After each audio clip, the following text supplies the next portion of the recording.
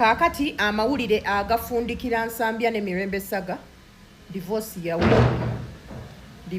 yawedde era Mirembe wali agenda kuvaawo buli omu akwata agage. Naye nsigala nga mbagamba bantu bange, Mukama takugezesanga n'ekintu nga kino. Mukama tabagezesanga n'ekintu nga kino. Nemwe mumanyi ekitegeeza okwawukana n'omuntu nga mubadde mulya mwenna, musula mwenna, mubeera mwenna, mubulita mu buli kimu mwenna, naye mbasaba mutuukanga ne mukkiriza. Relationship bwetuukanga n'egamba kati ekomye, mwenna mubeere abantu abakulu ekome. For your mental health, buli omu akwate gage, temwazaalibwa mwenna. Ekisinga obulungi divorce ewedde, buli omu atambula akwate agage. Kati mwe battiimu aha, what next? Nti gyawedde dda divorce wakati wa Nsambya Furniture ne Mirembe Buildings buli kimu kiwedde, era nti ekisigadde bajja kubanga baawula business. Jjukira zibadde business nga ziri wamu, wali ku Nsambya nga ne Mirembe Buildings alina bibye ne Nsambya Furniture. Kakati nti nga we bamaze divorce buli kimu kiwedde, buli omu ajja kubanga atandika lwe. Byonna nga bigenda mu maaso, waliwo amawulire agayitinganye nti maama wa Nsambya Furniture afudde. Sinamanya oba kituufu oba nedda, naye nga alabyeko awo nga bagamba nti afudde. So tujja kubanga tukonfaminga era tujja kubanga tugibatuusaako. Naye nga byonna bigenda mu maaso, ono ye atabukidde Zubeda. Mbatute issue ya Mirembe n'Ensambya ku next level. Zubeda is one of the greatest mistakes Mirembe has done in this saga. And it is because Mirembe does not know media. Katiba bano enkwazo ku internet zezimuwabiza. Nabagamba mwenze, I gather my facts are, I've never spoken to Mirembe. Zubeda is one of the greatest mistakes that Mirembe has done. Right now, we are trying to right Zubeda's wrongs, not Mirembe's wrongs.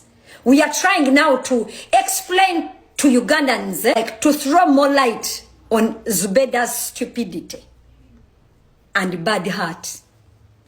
Zubeda oli mukazi mubi.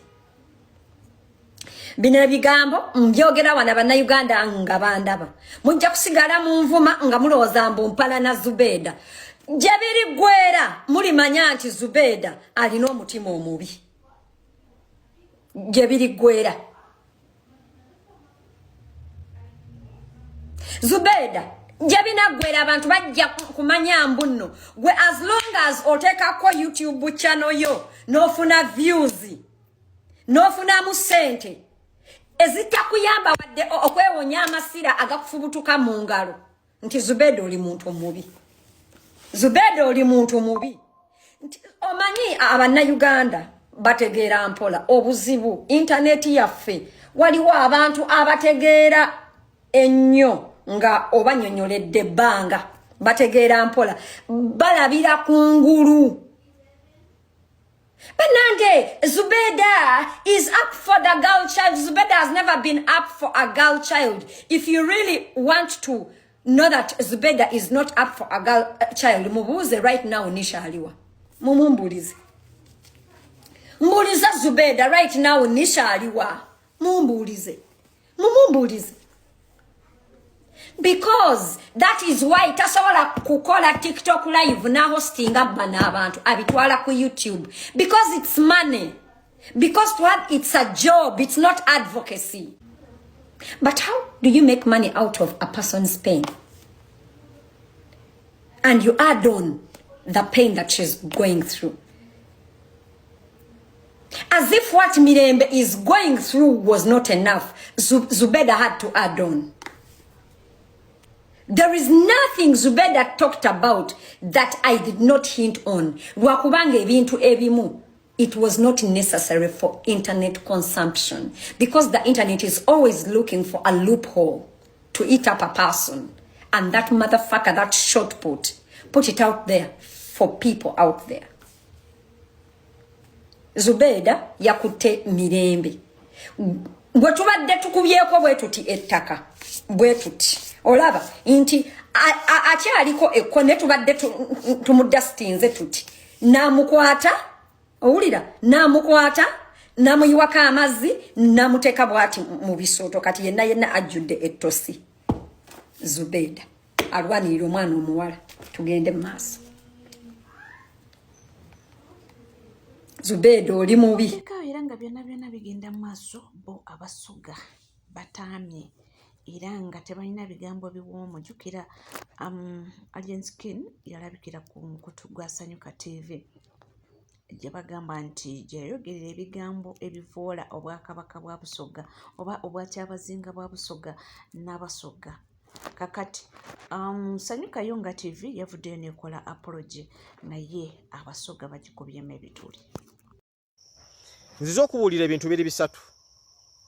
Nziza okubuulira ensonga esooka lwaki Capital Radio yangoba bwe naliyo nga presenter. Ensonga ey'okubiri gye njagala okubuulira lwaki Kiini Kaliisa nannyini Sanyuka TV ye mulabe waffe. N'omulabe omulala lwaki ye Nnyombi Tembo owa UCC. Mpuliriza tambuza message eno iwe omusoga tegeera bino. Nnyombi Tembo ekitongole kyakulira kya UCC kyekiraba biki ebiyita ku mpewo byebyo ebisaanidde. Omwaka gwa 2009 Kabaka bwe baamulemesa okugenda ebugerera abantu beekalakaasa. UCC yajja ku mpewo radio 4. Radio CBS 2 n'akaboozi ne radio Suubi. UCC yatugamba programming ya radio zino mu nnaku zino yali egezaako okukuma omuliro muki mu bantu. Ate ng'erina abantu abamu beesigamu obukyayi okukola ku bannaabwe obulabe. UCC yajja radio 4 kuki ng'emu ku nsonga radio zino programming yazo esiga obukyayi mu bantu bazijjako. CBS yamala emyaka mingi mu kimanyi ekyo. UCC waite emyaka 10 mu 2019 emyaka 9 imini nga waise emyaka 9 2018 UCC mu kijjukire olunaku lumu yajja radio 22 ku mpewo. Nga radio zino UCC yatugamba ezijjeko license olw'ensonga programming yazo ebadde yeesitta z'abantu. Nga radio zino zikyaza abasamize ne boogera ng'ebintu bye boogera tebisanyusa oba bikosa abantu abalala. Mujjukire mu 2018 mu radio eza 22 wane Kampala kwaliko Metro FM. Mukijjukire ekyo. Busoga UCC yajjako radio ya Eastern Voice ne radio endalawo mu kibuga eky'Ejjinja. Nga UCC etugamba programming ya radio zino ebadde si nnungi. Kati ekyo kikulaga nti UCC emanyi omulimu gwayo nti singa wabeerawo programming ekosa society UCC ina mandate okugijja ku mpewo. Kati ekikwewunyisa kiri kimu. Mu 2019 nga wayiseera omwaka gumu UCC endala eyo ng'ekulibwa omwami bamuyitanga Engineer Mutabazi yalagira radio akaboozi ne bagijjeera ku mpewo. Nga bagamba akaboozi yalina program eyali eyeesittaza era ng'enyiiza abantu. Program eyo nzijukira yali ekubirizibwa omusajja gwe bayita basajja mivule. Era mu nkola eyo management ya akaboozi ku 2 n'esalawo n'egoba basajja mivule. UCC ye yakireeta nga egamba nti programu eyo yali erina abantu beekola kibeenyigiriza. Kati mu lutalo lwaffe Nnyombi Tembo ne UCC bakulaga nti boba abasoga programming ene ya Sanyuka TV tebakosa tebalina yadde kye bawulidde. N'akaseera ke twali tulinze Nnyombi Tembo nga tusubira leero agenda kujja atulwanirire nali wano ne mulaba kuno ku simu ng'ajja ku live ku TikTok kuba kati yafuuka TikToker. Konze leero azze kwogera ku byaffe nagenda okumulaba nga atandika kutubuulira lumbuye byayogera. Nengamba kati omuntu gwe twali suubidde okujja ku lwaffe ayogere nti no Sanyuka TV programu eno gye mukola si nnungi ekosa eggwanga ddamba mweddeko yajja kweyogerako nga ye muntu n'atulaga nti kati takyalina mulondoozi wa TV station na radio alondoola TikTok era omuntu gwe yajja okukolako program kwolwo yerumbuye. Olaba kati oyo UCC watwalira omusango ne gubeera nti gukwata UCC, nayo UCC n'ennyombi temba agikulira bakulaga nti ebigenda mu maaso ekitegeeza bituufu, bajjako abasamize obirango byabwe ku radio ne baggalazi radio, nayo onavoola eggwanga balaba etasaanidde kuva ku radio kuki ku mpewo. Ani ono musajja ani ono sanyuka ani wasanyuka mwami Kalisa. Lwaki Kalisa tumubleminga? Uliza story yange bya Capital Radio. Nakola kaskiti mu program gye nalimu ne DJ Ronnie the late date, nakolanga buskiti mu Lusoga nga nkozesa amanya Dr. Mazungu. Bwe najja ku mpewo Ronnie nanyaniriza munnange olunako olw'enkuba yatonnya ne ngamba Ronnie mu Lusoga konze Ronnie nti nendayi n'embwa enkazi kwekiki anti olwaleera amaadi gagwire ayembwa enkazi tevagaka kuyeki kubanga okwenda wano mu Luganda omuntu akitegeera bulala nagamba Dr. Mazungu ogambye eki konze nendayi n'embwa enkazi kuba waira amaadi buti gagwire ejja kusigala wakange eninda najjakawo akantu ne kakola kine kaggwayo nasigala nga aseka nga kye nali ntegeeza ku ekyo actually nakongerako konze naye embwa ennume enkuba bw'etonya yeeva waka n'erunduga naye enkazi esigalawo. Omuwuliza wa Capital teyategeera kye nategeeza mu Lusoga.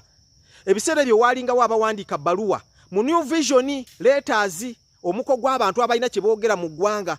Omusajja yakwata peni n'awandiika mu New Vision letters n'agamba Capital FM comedian akozesezza olulimi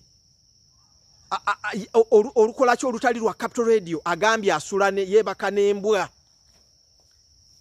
William Pike mukama waffe nanyini radio n'alaba story atenga ebiseera ebyo nanyini Capital ate yakulira opapula lwa Vision nga tayagala kintu kyonna kyogerwa kikyamu negative ku radio ye. That is why Capital ye radio esinga okuba ey'obuvunaanyizibwa n'amaanyi mu radio 5 mu Africa, eyo radio mweri. William Pike bwe yakeera enkeera yakwata simu n'akubira Biru. Noza Biru yali manager waffe. Biru n'alagira Joel Isabire yali PD. Ogenda ku radio ne banyimiriza. Isabire ne mugamba oli Musoga. Kino n'agamba nze nakutegedde. Naye public yakutegedde bubi. Mukama affe tasobola kukkiriza ku mpewo. Eyo y'ensonga lwaki nangamba nti Kini Kalisa mukyamu. Tukaabye abadde abiraba naye nga Kini Kalisa asirise n'atasobola kubamu amagezi nga William Pike kyalaba nti no public etutegedde bubi. Presenter musoke mu suspending ye Kini Kalisa asirike. Omuzungu yafaina agamba no ayoge public temutegedde musoke muteke wabbali. Ye mwami Kini Kalisa ebigenda mu maaso ye wadde tukabayita faayo yensonga lwaki ngumusalira kubanga is the top man. Teri muntu mu bintu bino asinze kunnuma nga musajja gwe bayita Kini Kalisa. Bannange ye muntu gwe twali tukkiririzaamu kubanga is a man of our era. Yasoma ready yagimanyi naye kino bwati bwatuyisiza yensonga lwaki musalira omusango. Nkwestole ey'okubiri lwaki Kalisa mukyamu bwe nava ku Capital nagenda ku radio gye bayita Radio Sese timu Lwanga minisita omulimu okutandika Radio Sese n'oku traininga eyo gye na trainingira omukozi wabukedde gwe bayita Abu Batuusa. Bwe nali eyo gavumenti ejje wamba Betty Namboze ne Katikiro Mayiga ne gundi ono MP waffe wano ani ono MP waffe wano bannange MP waffe bana emngeze baba bawamba bonna Segona amawulire buli omu yali ayogera ku kintu ekyo kuba nali training abakozi ku radio ate nange nga nkola program. Kati nenkola program ku radio nenjogera ku bintu ebyo by'okubuzaawo abantu. MP gwe bayita Kabuusu Moses mukubira mu babuuze. Kabuusu yajja n'akuba mu program gye nalimu amagezi muliro njogera ku kintu ekyo. Bannange n'akolokota ebitongole bya gavumenti. Nga mukama wange Minister Timu Lwanga jali awulira olwamaliza program. Minister Timu Lwanga yankubira essimu n'angamba jangu e Kampala njagala kusisinkana. Bwe mba sikulabye toddayo. Okuva bwe yampita n'agamba jangu nkulabe Kampala sikulaba toddayo ne Jebulion simulabanga. That was 2008. Manager wa eyali resident director ye Apostle Isaiah ali awo kugundi wano ku Mabirizi Towers. Ngenda jali n'agamba ati bakugobya olw'ensonga bu program gye wakoze yabadde enyiza abantu be NRM ate nga gavumenti yewa mukamawo radio eyo kitegeeza nti Kiini Kaliisa nannyini radio nannyini TV naawe waali badde wadde minisita yangoba bubi naye olina obuyinza gwe Kiini Kaliisa okuyimiriza omuntu nga mukyala Kiwanuka mu bulumi obungi bwe yayimiriza basajja mivule ng'alaba public emutegeera bubi abasinga abamu sinabasinga eyo y'ensonga lwaki Kiini Kaliisa omusango gugwo yensonga akitukkiriza nti gwo tuvuma kuba olina obuyinza okwemiriza bupulezidenti zembwa nogamba no abasoga bantu baffe nabo bantu it is a tribe otegeera ekyo so yensonga lwaki tuwaganya okukkiriza apoloje zammwe apoloje tetugyetaaga mulina okukola ekisukka ekyo ninze tuvuddewo nga tugyeyongerayo mawulire ag'enjawulo waliwo akatambi akatambula in fact odiyo etambula naye nga odiyo eyo egezaako okuwoninga abantu mu bitundu ebitali byenjawulo nti ebijambiya bizzeemu. Bannayuganda njagala muwulire vidiyo eno odiyo eno ate naddala abantu abasula around Gaba Kansanga Nsambya around olwo oluguudo muwulirize odiyo eno mugitambuze eggaali zazzeemu ate kati zino zirina n'ejjambiya. Bannamukutu gwa security tubalamusizza mwenna tulina information nti ebitundu bino wammanga biyinza okufuna eggaali okuva n'olwaleero nnaku eziddako awo Nabutiti Nsambya Gogonya 1 Nsambya Nsubuga zone Nsambya Mubiru zone Nsambya Chachi zone St. Augustine Nsambya gaali eyinza okuva ku mwala gwe Kansanga awo ng'ejja etambula tusuubira okuba nga bajja kuba n'ebijambiya n'ennamba ng'ewerako n'olwekyo mulabule ku bantu be musobola okulabula ate era abasobola okuba n'ebyokwerinda odiyo mugiwulidde bobiyongeremu amaanyi naye nammwe abali ku gaali ezo njagala mukimanye ekintu kimu nti abatuuze bagenda beekolerako bwe mulowooza nti mugenda kubeera ku gaali ezo mujje mutemeteme abaana b'abantu abatuuze bagenda beekolerako bino ebya poliisi okuba nti ejja poliisi egenda tuuka nga nammwe babakozeeko abantu bagenda beetamu ababakoleko oba mmwe mulowooza mbu mugenda teeka insecurity mu ggwanga muteme abantu mulowooze nti bagenda sigala nga babatunuulidde kati buli omu agenda otuuka wano agenda kuba nga yeetaasa bwetaasa ate abantu banaatuuka okwetaasa gwe banaakwata nga bagenda kumwokya mubakwate mubookye bwe baba nga gundi babasazewo bajje nga batemaatema abantu lwaki mubawa ekisa omuntu ajja n'atema omwana w'omuntu omuntu afubye akuziza omwana we amulabiridde amuweeredde goveri ng'ojja otema mbu lwakuba olina obusungu ku muntu gwotema takumanyi talina wayali akusanze naye oli mukutema mbu obusungu bwe obumalira ku bantu abalala nammwe bagenda bakuba bagenda batta ebyalo bigenda batta nga tukyeyongerayo mu mawulire g'enjawulo Fine Mama omuwala ono ndowooza mumujjukira ono omunnayuganda naye ng'atugamba nti ali mu magye ga America agamba nti bafuuti sojja bawandiika amabaluwa bakola buli kimu nga baagala mugobya naye kyagamba nti baswadde missoni yaabwe teyatuukirira. Oli wa amagye mukwano mwawandika amabaluwa ne baganzijjamu amagye mabaluwa temwawandika amabaluwa gatuuka tegatuuka eno Trump nno alanga tannagafuna nno